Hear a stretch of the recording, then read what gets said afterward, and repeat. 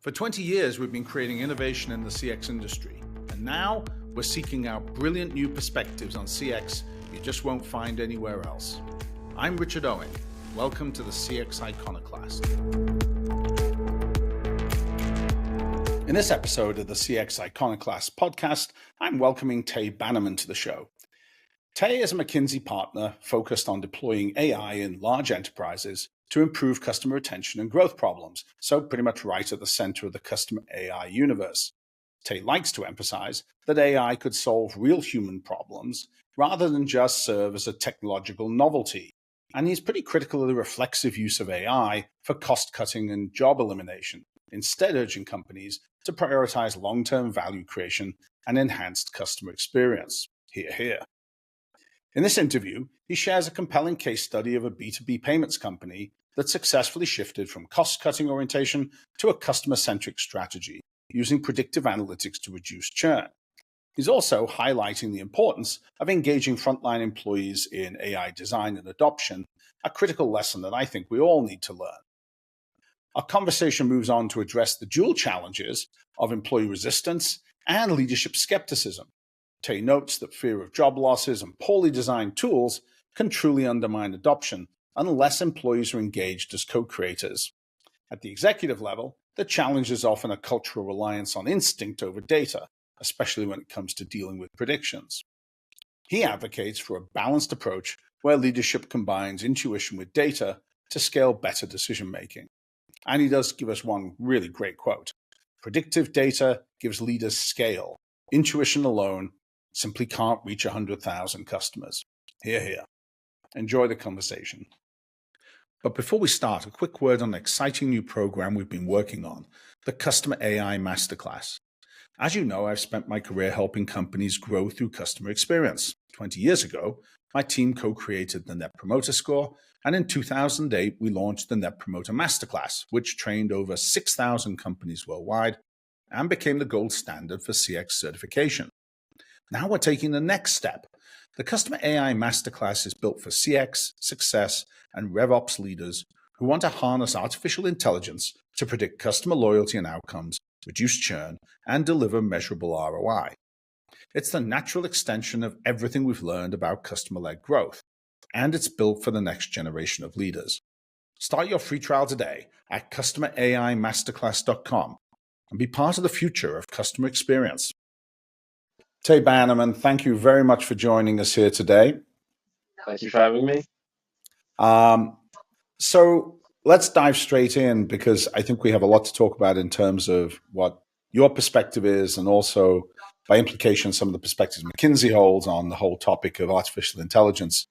One of the things that you talked a lot about, which I think will resonate with a lot of people here, is that the objective ultimately of artificial intelligence is going to be to serve humanity by solving real business needs, right? Address human concerns rather than simply, be interesting for its own sake. Could you elaborate a little bit more on that, how you see that as a topic? Yeah, I mean, it's a good opening question. I think if I just think about technology in general and the path that technology has taken, I think historically you've had technology that's been released or that's been developed that's interesting, but doesn't serve a real purpose in terms of humans having a problem that needs solved, an opportunity that we've latent. And then think if you just carry that forward, AI is the same. It's another technology, albeit a very powerful one, but the companies, the products that succeed are going to be the ones where ultimately consumers say, I need this, I'm going to use this. And the ones that fail are the ones that, that where nobody uses them. And I think that goes for, whether it's an internal tool or platform that a company is bringing in, or something that's a consumer product. And so I don't think that stance is revolutionary. I think it's just us refreshing that in the age of AI and in the current hype cycle that we're in. Don't you worry that the opposite turns out to be true in terms of tech? I mean, 20 years ago, did people say, hey, we need a better ad serving engine because I really want to be served more advertisements, or I'd really like some platform to curate my news so that I live in an echo chamber and I'm not exposed to other points of view, right? So we've seen plenty of evidence that successful technologies that make people a lot of money arguably don't advance humanity. Yeah, yeah. No, that's a great point. I mean, I think what's kind of troubling is those companies essentially seized upon the fact that our how do I put this diplomatically? They seized Don't, upon don't, the fact that don't be diplomat. human attention is fallible, and and there's a lot that you can do in terms of making people addicted to things and addicted to consuming content. And then if you can monetize that, then you're essentially kind of seizing upon a flaw in human biology. And so I think there is definitely a concern around companies continuing to discover and seize upon those flaws to say, hey, how can we make people more entrenched in kind of, being addicted to content, being in those echo chambers. I think on the other hand, you will see companies that go, hey, we have evidence that this is not good in terms of people's outcomes, in terms of young people's outcomes, and so on. And we're going to create technology that kind of is built on different values. And I do think that we are already seeing a shift with consumers where they go, we are not going to use those platforms that take us into those echo chambers that cause addiction in kind of young people. And I think that will continue where you will then have these AI companies that are developing models and so on kind of have to move because consumer kind of demand and sentiment is changing. Yeah.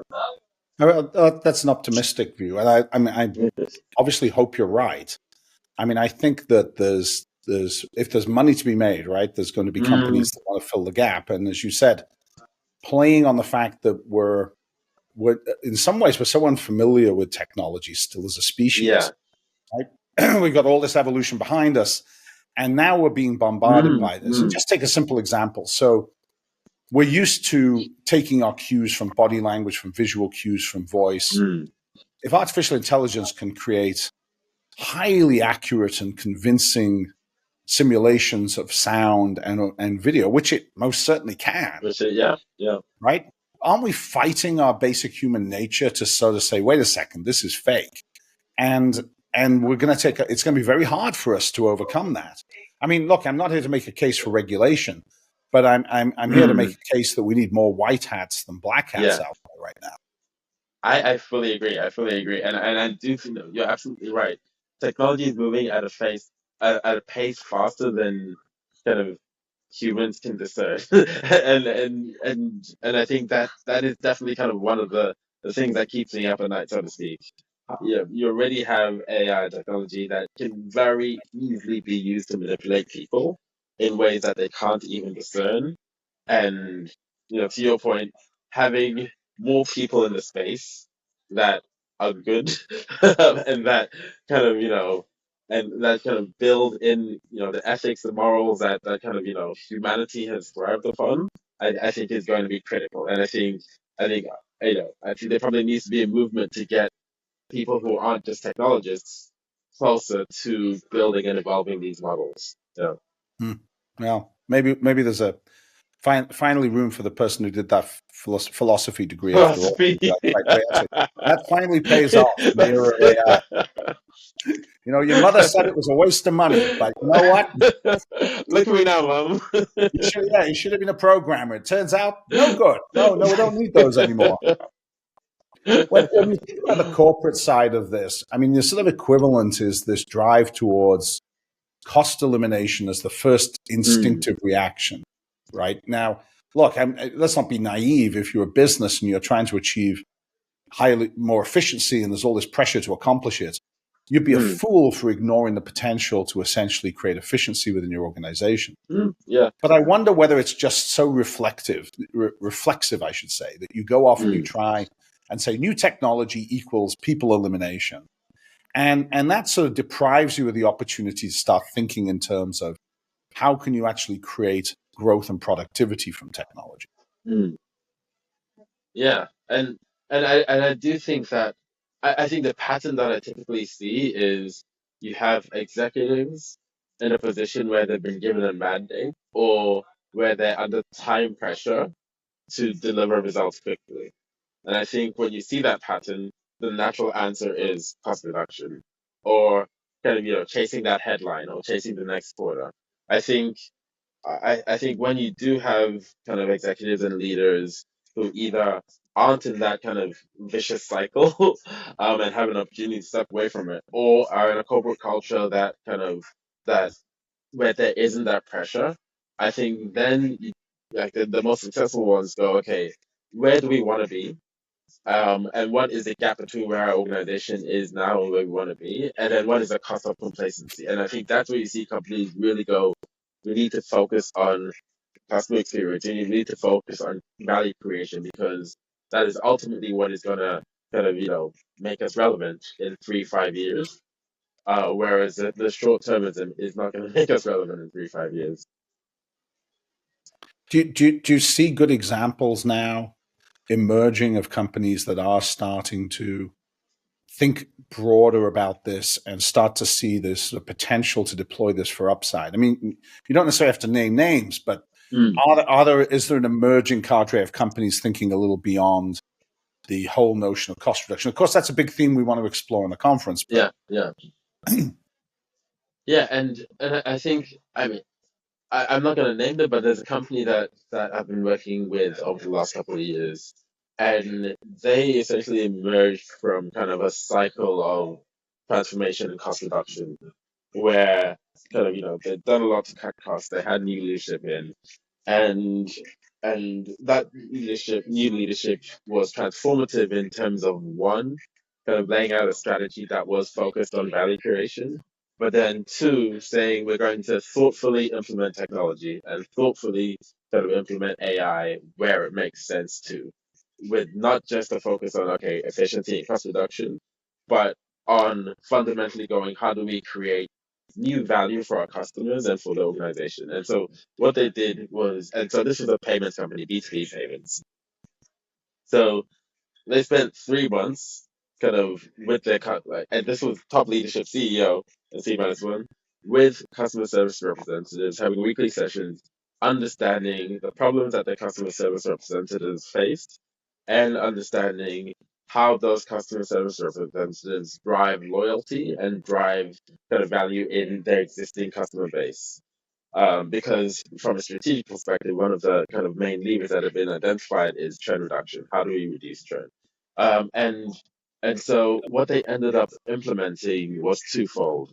On the one hand, it was a predictive analytics system that predicted churn, that predicted which customers would lapse, but also predicted why, whether it was, it likely go to a competitor or so on, and then kind of gave the customer service representatives kind of predictive signals as to, okay, here's when you should reach out, because reaching out ahead of time is better than reaching out when they're kind of when the contract is already over, and kind of what is the information that you should kind of give them. But then the other side was treating your customer service representatives as a customer as well. How do you create an experience that gives them confidence when they're having these conversations? And so that meant surfacing the right information to customer service representatives as well. And kind of that fundamentally shifted how the company thought about kind of, who are our existing customers? How do we serve them?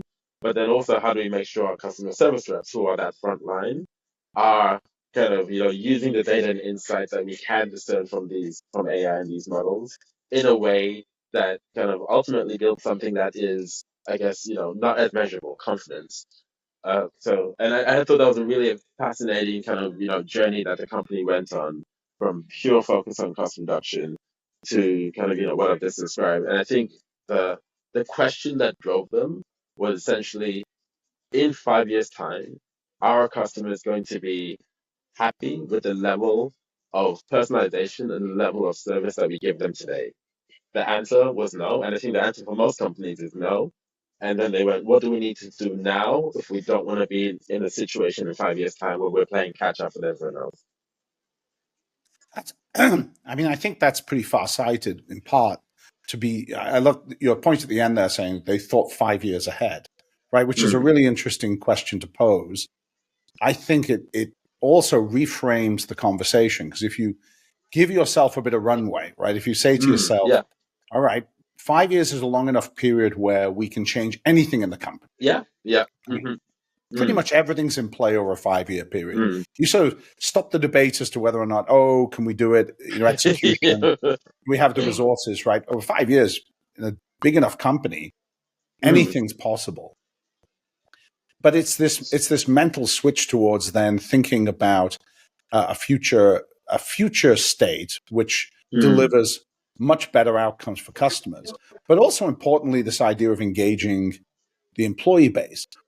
This is going to be a challenge, isn't it? Because if we just go to people and say, hey, well, first of all, you've got a large part of your audience within the company thinking AI equals it's going to take your job. And by the way, they are bombarded with that message every single day, right?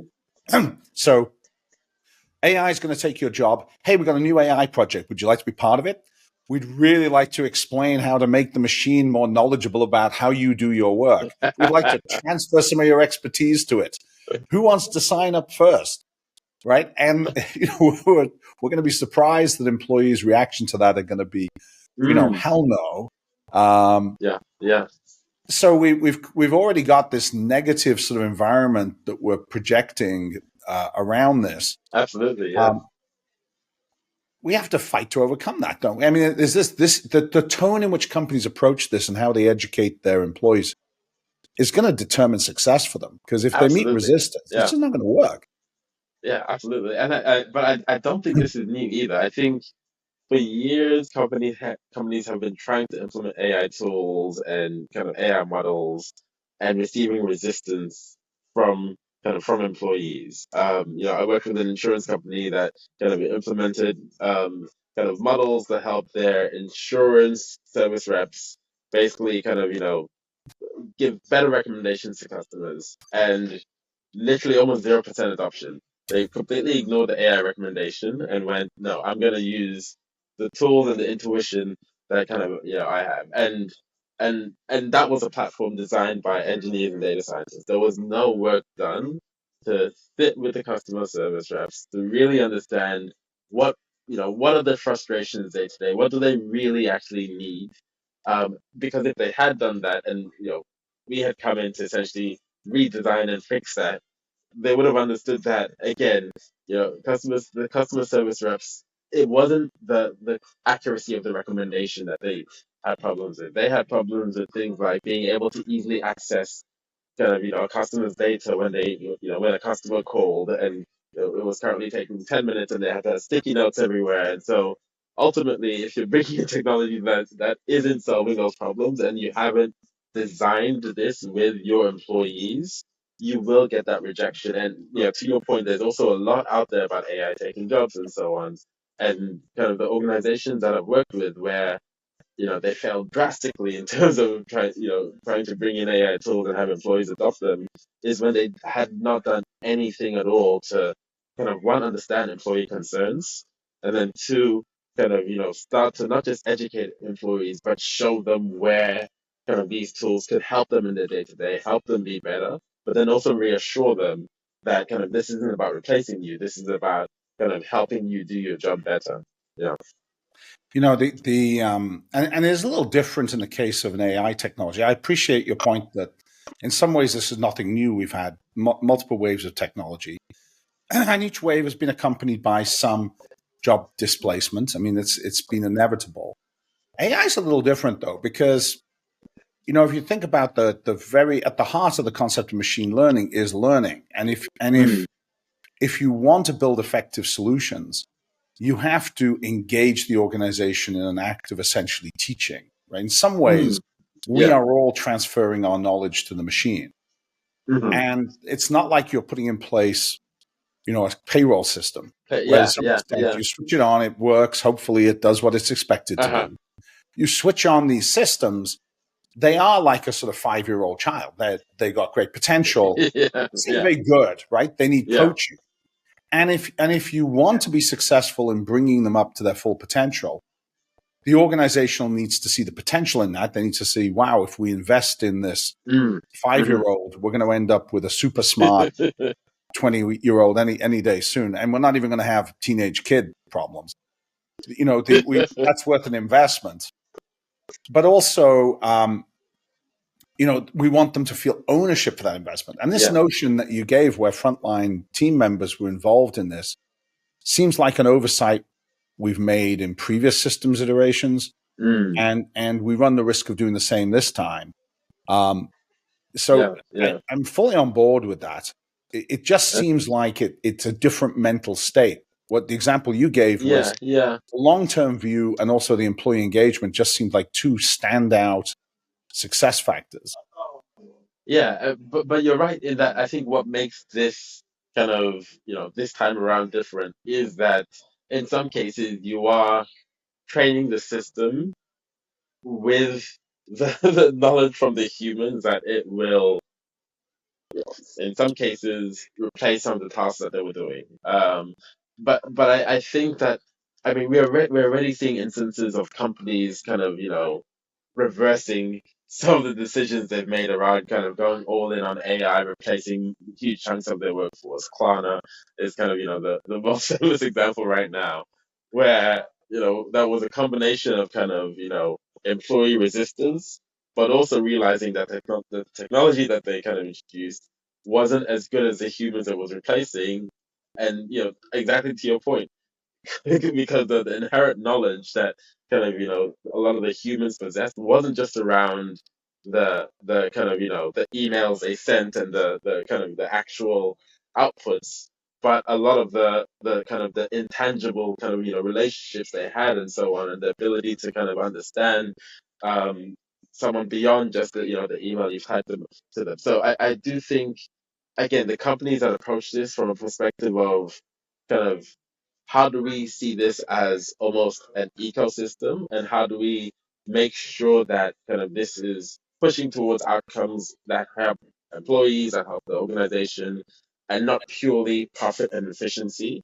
I think when you take that as your kind of your foundation, I think you tend to kind of think about, okay, what are the adoption programs we can bring in? How do we thoughtfully kind of have people kind of willingly contribute the knowledge that helps them, as opposed to kind of just fully resist and be apathetic towards the change. Yeah.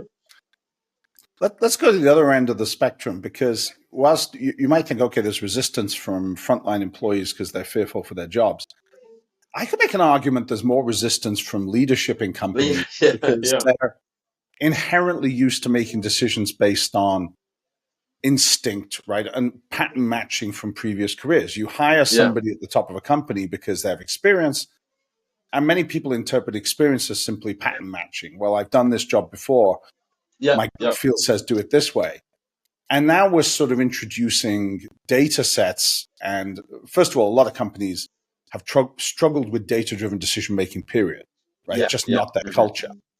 Now we're Yeah. introducing data sets that are not even showing people actuals, but now we're starting to show people prediction, Yeah. Predictions. right? Yeah. And the Yeah. word prediction has these connotations in people's mind that means unsafe or Yeah. unreliable, Yeah. Yeah. right? Hmm. And so we're going to executives and saying, you want to make your choices, maybe choices that are counterintuitive for you Mm. based on algorithms that assign probabilities. I mean, that's going Mm. to have a mixed reaction, right? I mean, we're going to see Absolutely. people Yeah. Yeah. Yeah. resist that or go with it. I mean, it's going to really divide the next generation of leaderships, you could argue. Absolutely. Absolutely. And I mean, I do think that, I mean, intuition absolutely has its place. I don't know of any company that makes decisions purely on data and not without kind of, leadership, kind of, using their experience, their expertise, the skills that they've developed over time. But I do think that, where I've seen leaders turn is where you explain to them that this is not about losing your intuition, but this is about scale. So, your intuition around kind of strategic direction, around, the needs of your organization, that's why you're there as a leader. But there's only kind of so much that you can do. You can have knowledge about 100 of your best clients, but you have 100,000 clients. The data, the predictive data, gives you that scale as a leader to combine with your intuition to go, okay, I am going to amplify myself, 10, 100-fold. And I think, the instances I've seen kind of, that light bulb turn on is when I see leaders start to I guess, be less skeptical about the predictive modeling, about the predictive data, because they go like, it's either I do nothing with these other customers, or I rely on the data and the insights there combined with my intuition to do something I otherwise wouldn't have at all. Does that make sense? Yeah, it does make sense to me. I mean, I think that we know that people have a lot of biases, right? Yeah, yeah, We're yeah. basically human, and so we have all our favorite biases. You pick the one you like the best. I mean, I think that you got a lot of confirmation bias is probably the biggest one I see in executive teams, right? And in that environment where we have these very natural human biases, probabilities are a bit of an alien concept for people to get their heads around. Mm, Right. And at the end of the day, if we're talking about AI, we're talking about probabilities, right? A prediction is a probabilistic outcome. And we know that people have trouble understanding even probabilities, right? that's true. Yeah, yeah. And that's not exclusive to less well-educated people. In fact, I'd argue that it doesn't correlate to degree of education. This idea that if you say something's 60% likely to happen or 90% likely to happen, how do people interpret those numbers? How do they process this idea of lack of certainty, and Mm, how do they mm, incorporate that into their decision making? And this is a whole generation of leadership. Remember, I mean, the guys running companies, probably my age, and if they grew up in business in an era where they made their successes, as you mm. said, they got there because of hard work, dedication, Yeah, people yeah. skills, intuition, an ability to read the room, right? All of these Mm. skills. And that was saying, all right, we've got all of these probabilistic outcomes that need to be injected into it. And without becoming a data science Mm. expert, you have to incorporate that into your thinking. Yeah, I yeah. mean, let's say for the sake of argument, I don't believe this is true for an instant. The business schools start teaching this effectively today. We're still 20, 30 years 20, away from yeah, seeing that yeah, show yeah, up. yeah, yeah.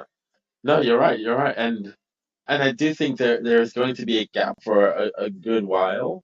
And and I don't see kind of a quick way of closing that gap. I do think that part of it is cultural. I think there are companies that have a culture of data-informed decision making across the organization, and those companies tend to use the data and insight more so than others. But I remember reading a stat too that like in most organizations, a minimum of 55% of the data that they collect goes completely unused. Um, and and I do think that like you know if you can build a bridge between, here's the data that we have, here are the decisions that we're trying to make, and here are tools that essentially fill in the blind spots that you might have in your intuition or your experience to help you make better decisions. I do think that a lot of it is about essentially how you design that experience. Because I think a lot of the data we have is kind of very raw. You have dashboards, you have kind of tables and so on, which are hard to engage with and hard to like make real decisions using. So I do think this all comes again down to that experience that you're creating. Yeah. Look, I actually think the point you're making on how AI can generate language and communication in much better Mm, ways, synthesize information, and right. I mean, this is mm, partly why we've seen such an aha moment with generative technologies, right? yeah, It's yeah. the Hmm. you've got behind it a valuable engine and a large language model, but you have this natural language processing interface, which has made it seemingly more accessible.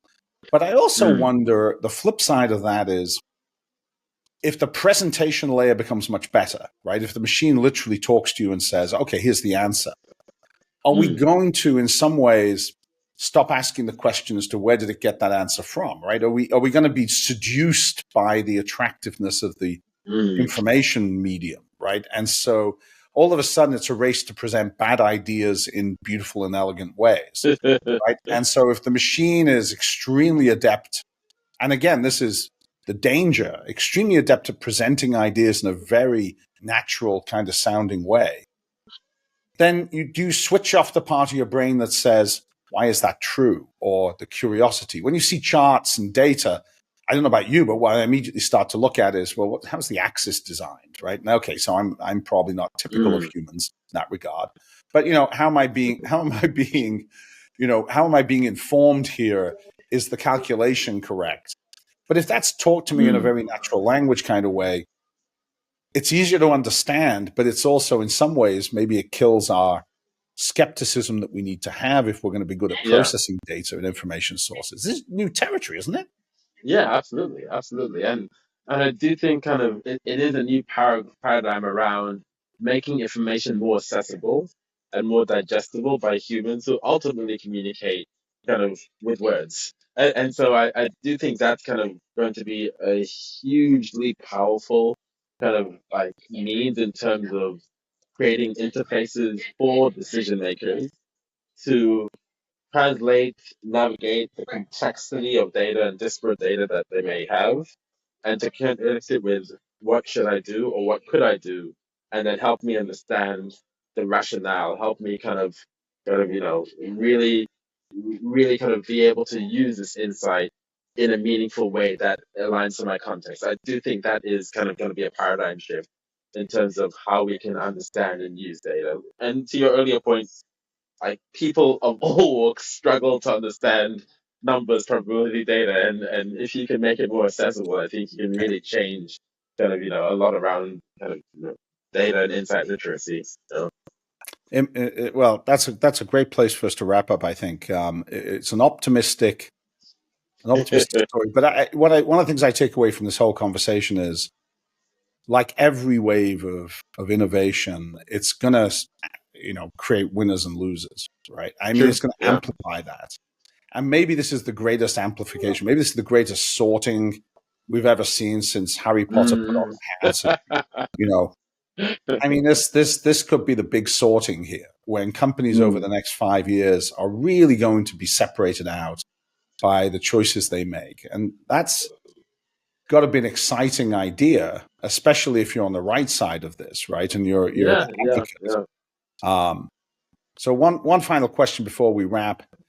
Next year, we're talking about predictions. Where's Everton going to finish in the league? Because I think now we're going to see whether predictions really are useful or not. What are we saying? Give me a number. Fifth. You heard it here first. No algorithms involved in creating that whatsoever. No AI. Human prediction with all of the actors. Tey, it's been absolutely fantastic. Really enjoyed talking to you. Appreciate it very much. Thanks. Thank you so much. Cheers. Thanks for listening to the CX Iconoclast from OCX Cognition. Subscribe wherever you get your podcasts so you won't miss any of our thought-provoking conversations. And please get in touch if you want to learn more about what OCX Cognition's predictive CX analytics platform can do for your business by providing complete insights into every account, continuously updated and connected to operations. You'll find contact info in the show notes.